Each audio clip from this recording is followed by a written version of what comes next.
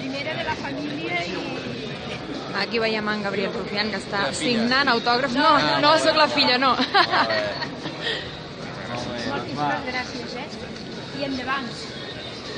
Que podem saber què li ha posat en l'autògraf. A veure... Per a Manoli...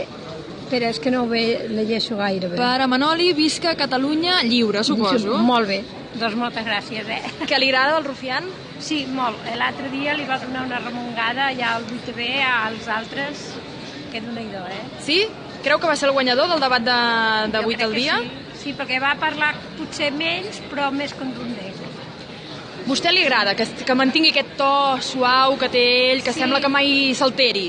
Sí que m'agrada. Molt bé. Molt bé, perfecte, gràcies. Gràcies.